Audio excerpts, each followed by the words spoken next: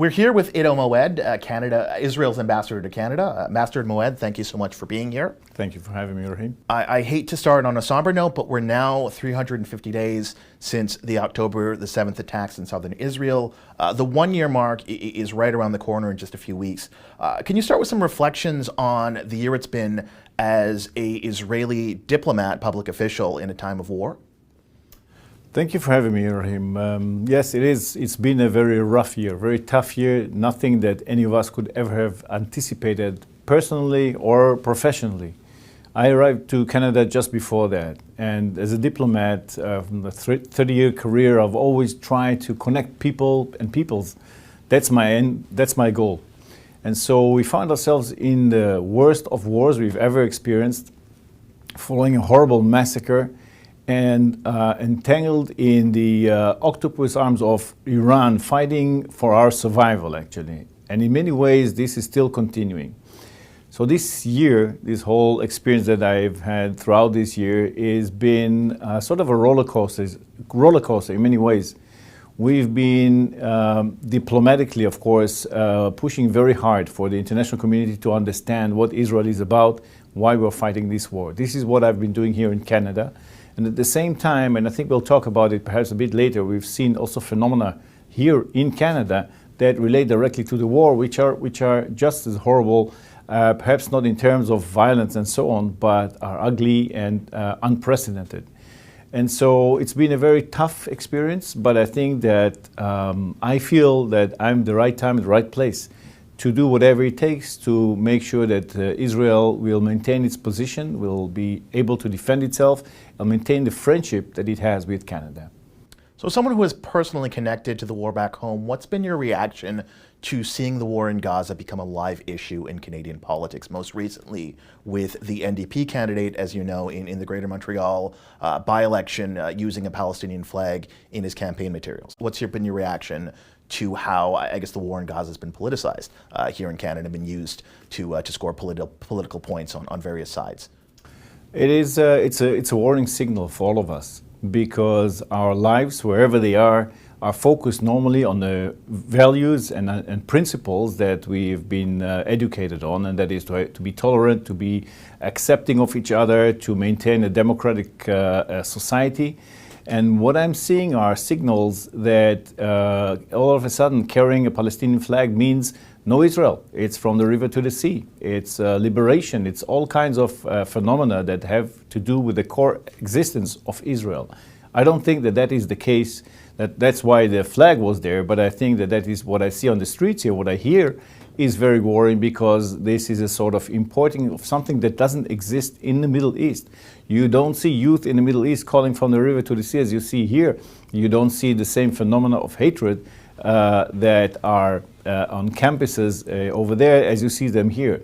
And one should ask himself what is actually happening. And in my mind, social media have a lot to to explain on why this hatred is spreading so quickly, why so much aggression and a sort of harassing attitude is become acceptable.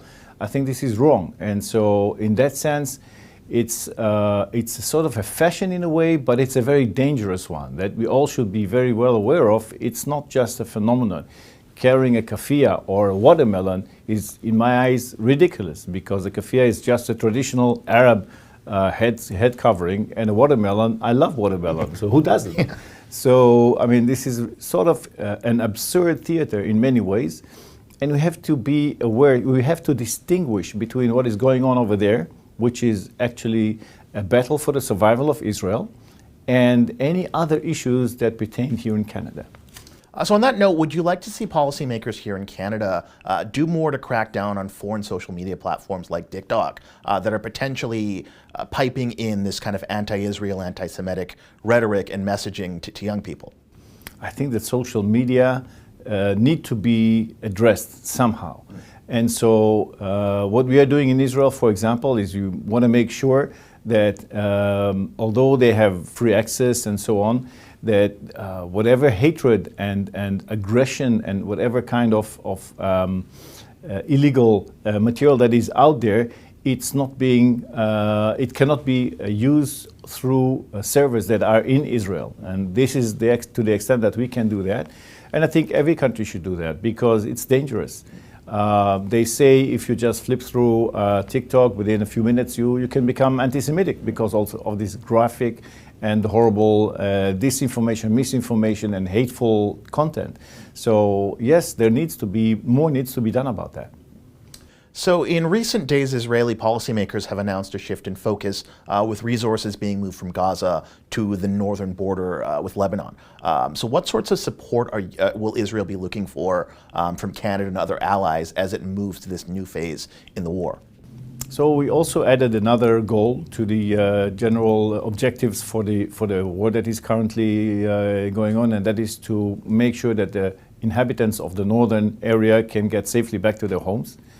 The international community really should do its utmost to find a diplomatic solution, a political solution for this problem. Nobody wants war. We don't want war, and I don't think the inhabitants of Lebanon want war.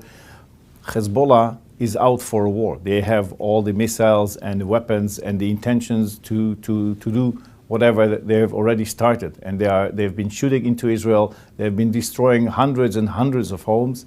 Just about 50% of Metula, which is our northernmost village, has been destroyed. And of course, tens of Israelis were killed, civilians and non-civilians. So what we're expecting the international community is to exert all of its power on the government of Lebanon, on Iran, on any other involved party to make sure that Hezbollah moves away from the border as a as the Security Council has already decided, Resolution 1701, which makes clear that a strip of land 10 kilometers to the north of the Israeli border should be free from any kind of militias and terrorists and so on. It's the Lebanese army that should be there. There is the United Nations force, that is the Blue Helmets, that are supposed to implement it. That has not happened. And so even if the Hezbollah has missiles with a much further reach into Israel, what we want for our inhabitants, for the people who live in the northern part of Israel, is that they don't see the Hezbollah in front of their eyes, and that similar scenario that took place in the southern part of Israel will not take place there as well.